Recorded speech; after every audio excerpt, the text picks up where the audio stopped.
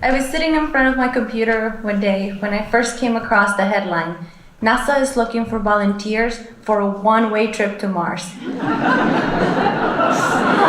soon as I saw the link, I was trying to figure out how to volunteer. My heart was racing, I was so excited. See, I wanted to be an astronaut for as long as I can remember. I think the seed was planted when I was a baby, and my mom used to dress me up in this astronaut onesie that I wore all the time. I even remember one of my uncles used to carry me upside down over his shoulders to simulate zero-gravity walks. Unfortunately, it was just clickbait. But the idea of going to Mars immediately became my new goal. You might ask, who would go on a one-way trip to Mars? Who is willing to take a one-way ticket away from their friends and family and literally the world they know to move to another planet? I don't know if there's a way to prepare for something like this, but if anyone's life can, mine has. Just before I was born, my mother was living in a town near the border with the US Mexico, and she started to have complications with her pregnancy.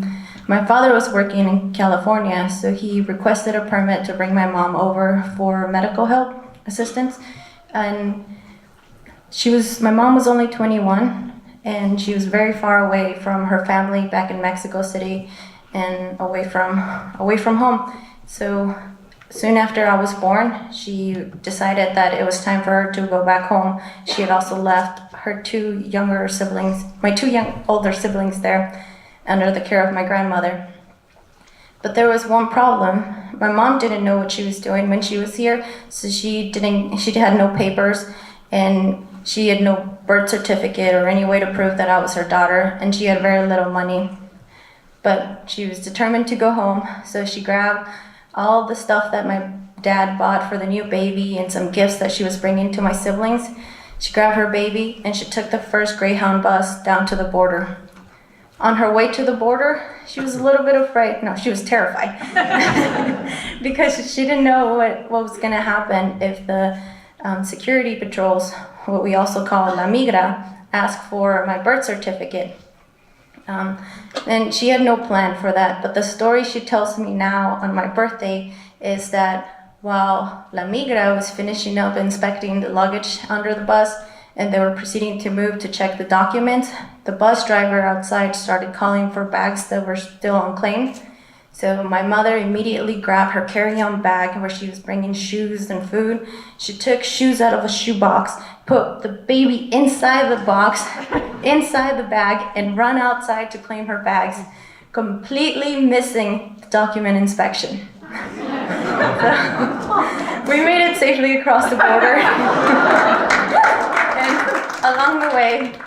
And along the way, she sold some of our belongings to get money for food and more bus fare. So when we got to Mexico City, my mom reunited with my grandmother, and I have to say we grew up calling my grandmother by her name, Barbarita, and of course my two older siblings. So my mom was always working back in Mexico, so Barbarita did most of the work raising us. By the time I was 5, she was teaching me how to read out of one of her encyclopedias, and the stories that I remember the most were, facts about the moon and the story of cosmonaut Yuri Gagarin, the first man to orbit the planet. By the time I was 6 years old, I learned that I was born in California, and soon I was going to be moving there. My aunt, one of my mom's sisters, had just married, moved to California, and was feeling, she didn't have any children yet, so she was feeling a little lonely. And because I was a US citizen, my mom and Barbarita decided it would be a good idea for me to move in with her to keep her company.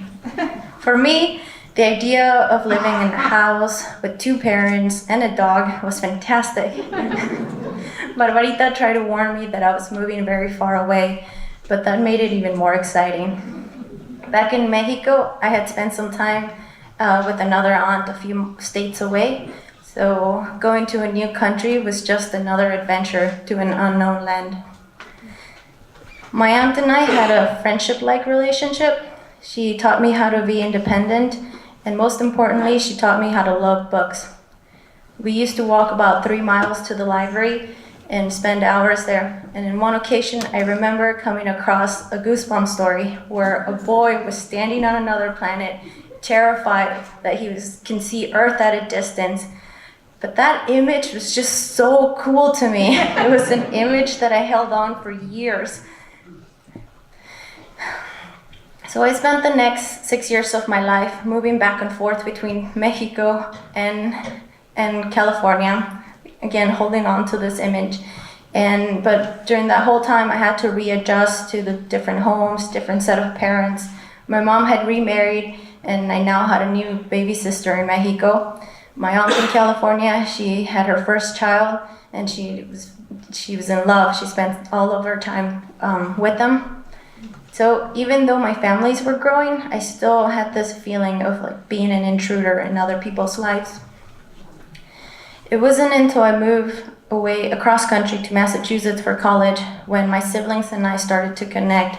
Sometimes we just call each other to gossip about our parents, or they call me to help them with their math homework. So I'm thinking that whether we're states, countries, or even planets away, in the future we will find a way to stay connected and continue to support each other, even if it's through our phones. At school, when I first arrived to California, I was immediately placed under an advanced program because Barbarita's Head Start lessons that she gave me at the beginning, and also having attended private school, put me at this advanced level. But even though I was advanced, I struggled for many years with the language. It was just one thing I couldn't pick up, and also going back and forth. But I think that pushed me to leaning towards math and physics. See, for me, all those numbers and equations were written in a language that I could understand in English and Spanish. And this also came in handy with my plan of applying to be an engineer so that one day I can apply to become an astronaut.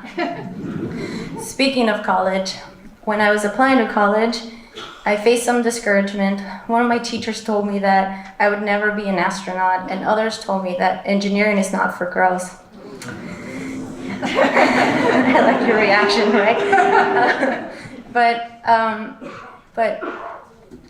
And they told me that it would be hard, which at the beginning it was. I had to take extra classes, work a little bit harder to catch up with my classmates, but eventually I graduated with 25 other incredibly amazing women. So engineering is totally for girls.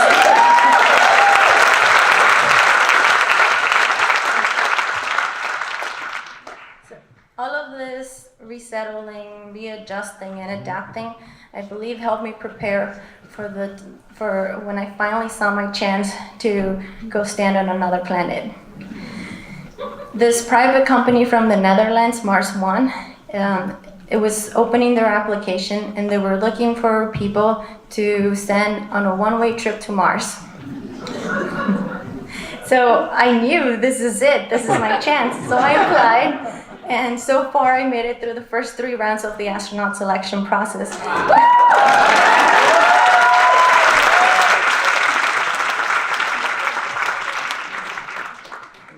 Thank you. In the process, I met my partner, our Daniel, and today we are both in the top 100 astronaut candidates from around the world.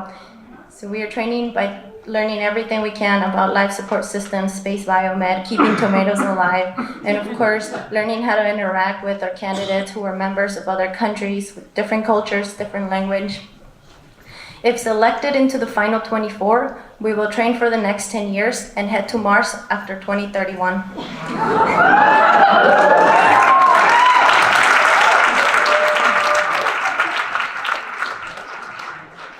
I know what you're thinking. Maybe. What does Barbarita, my aunt, and my mom say about all this? Right? Well, my mom and my aunt joke around, and they said that right before takeoff, they're gonna come get me and Ardan off the rocket from our ears. They're gonna pull us out.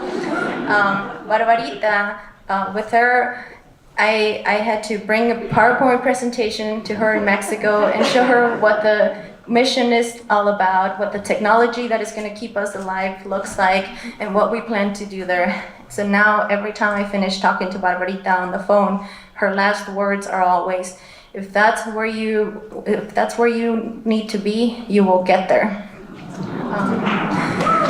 So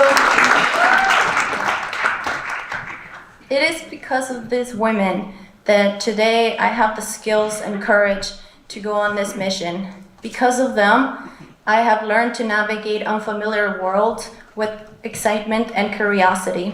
Because of them, their example, their support, and their love, going to Mars doesn't seem that far. It's just another adventure. Thank you.